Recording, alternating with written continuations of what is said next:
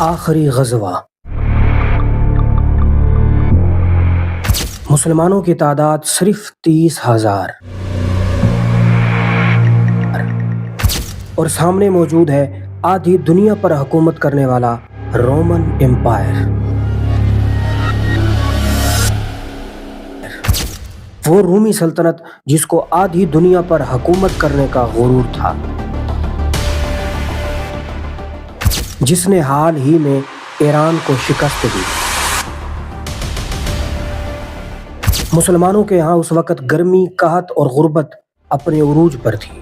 مدینہ میں فصل پکنے والی تھی، دوسری طرف جنگ کا اعلان ہو گیا۔ یہ وہ آخری غزوہ تھا جس میں پیغمبر اسلام نے بذات خود شرکت فرمائی، غزوہ تبوک۔ ناظرین، غزوہ تبوک کا پس منظر کچھ یوں ہے کہ یہ غزوہ 9 ہجری کو شام کے راستے میں مدینہ منورہ سے 900 کلومیٹر دور تبوک کے مقام پر ہوا۔ اس کی وجہ یہ ہے کہ 1 سال پہلے 8 ہجری کو مسلمانوں کی رومیوں کے ساتھ ایک جنگ ہوئی، جنگ موتا، جس کے اندر رومیوں کو کافی نقصان اٹھانا پڑا۔ جنگ موتا کے کچھ عرصے بعد مکہ مکرمہ فتح ہو گیا، مسلمانوں کی تعداد میں بہت زیادہ اضافہ ہو گیا اور گروہ در گروہ لوگ مسلمان ہونے لگے۔ مسلمانوں کی بڑھتی ہوئی قوت سے رومی خوف کھانے لگے اور جنگ موتا کے اندر جو ان کا نقصان ہوا اس کا بدلہ لینے کا ارادہ کر لیا۔ عرب کے کچھ عیسائی روم پہنچے اور روم کی سلطنت کے بادشاہ ہرقل کو مسلمانوں کی کمزوریاں اور خامیاں بتانے لگے۔ اس کے بعد ہرقل نے مسلمانوں کے خلاف ایک فوج کو جمع کرنا شروع کر دیا۔ پھر ہوا یہ، ہرقل کی فوج کی تیاری کی خبریں مدینہ منورہ بار بار پہنچنے لگی اور وہاں سے جو بھی سوداگر مدینہ منورہ تجارت کے لیے آتے وہ اس بات کی تصدیق کرتے کہ ہرقل مسلمانوں کے خلاف فوج جمع کر رہا ہے۔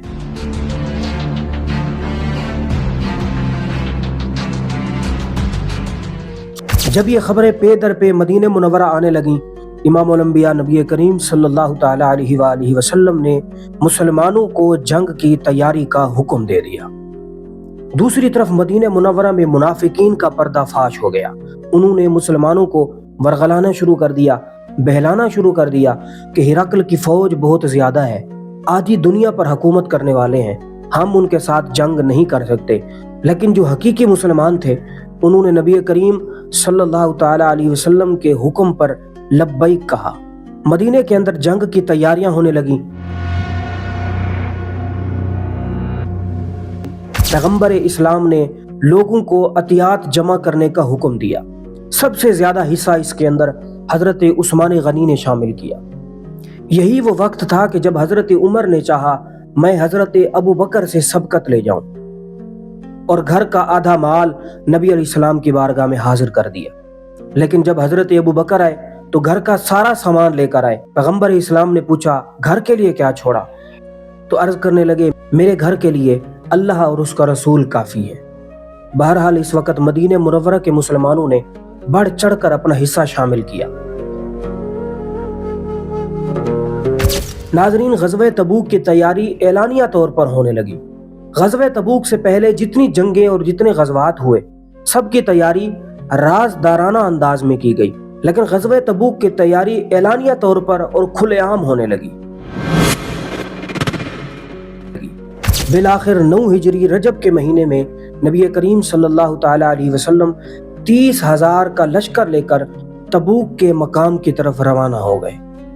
مسلمانوں کا یہ عظیم لشکر 15 دن کے سفر کرنے کے بعد تبوک کے مقام پر پہنچ گیا۔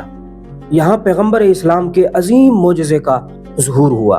تبوک کے مقام پر پہنچنے سے پہلے پیغمبر اسلام نے صحابہ کو حکم دیا کہ کل صبح تم ایک چشمے پر پہنچو گے، وہاں سے کسی نے پانی نہیں پینا۔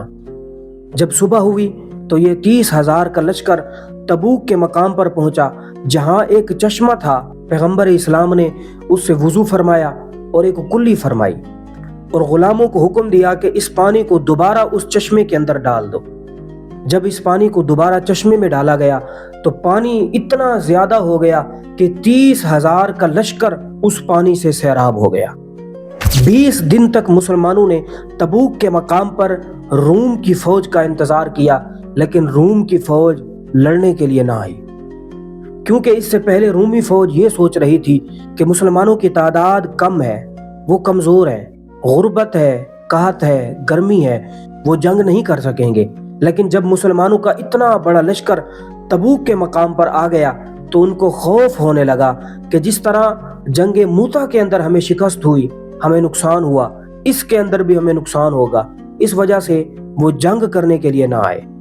20 دن انتظار کرنے کے بعد مسلمانوں کا یہ عظیم لشکر واپس مدینہ منورہ کی طرف روانہ ہوا۔ دوبارہ 15 دن کا سفر کرنے کے بعد یہ لشکر مدینہ منورہ میں پہنچ گیا،